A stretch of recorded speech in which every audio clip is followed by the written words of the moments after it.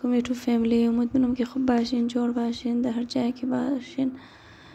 امروز یک ولاگی نیوخ میخوام دیگه خودشم شیر کنم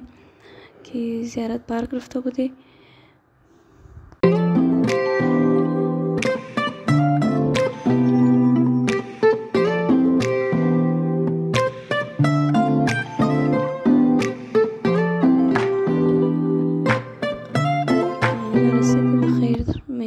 بس کار شروع بود چند روز پیش آمده بودی خواهش درون نشت بعضی امروزش لیکن بلی چمندی عایشی دیگه صحیح نمیشت چیزا نبوده کنج نمیشت تقریبا دیگه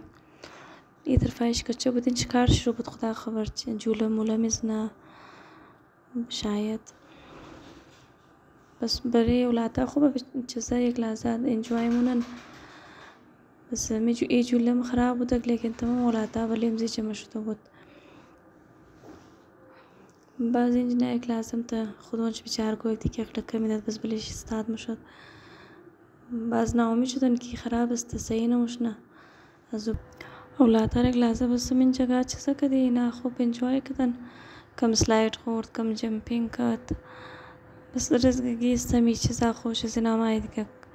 چی دیگه بس اینجا کار چلی داره بود خدا که چیز تیار میکرد گینا چی چیزا بوده جوله موله نو تیار میکرد اینجا جوله خاطری نداره شاید زدره بوده بس امسی جمپینگ خوب کلو زده چرکه اولاتا زیاد جمپینگ خوش داره سه دنیشی تیار کرده بود تقریبا سه دنی دیگهش را تیار نکرده بود بس ولی امزیم دیگه اولاتا خوب هلا گله بود خوب رشکش بود بس خوب شدن اینم یک لحظه انجوای کرد گرمی های منی خانه بخی کای لایت نیه کای گرمی زیاد بس کم برو مشنینم فرش مشنا یک لحظه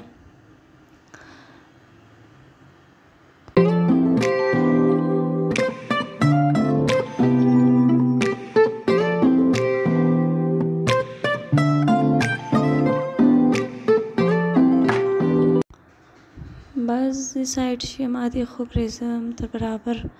اینجام فور کورنر تیار کردم اینجی ششتی کم برگر خوردی بس بیگاه شد دیگه تاریک شد گفتی سون خانه بوری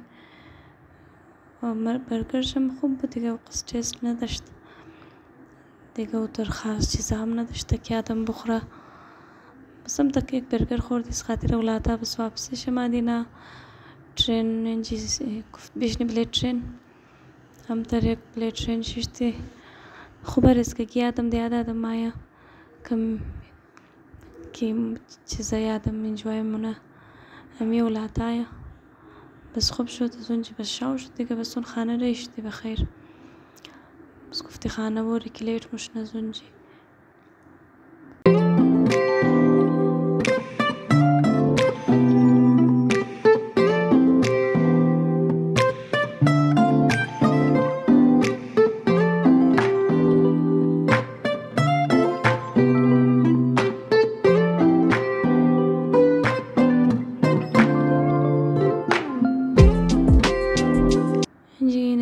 خانه رسیدی دیگه اگر امروز نه ریز کلیپ مینی ولاگ ما خوشم آمده باشه خو چینل ما سابسکرایب کن و روشم خوش دیگه خداحافظ.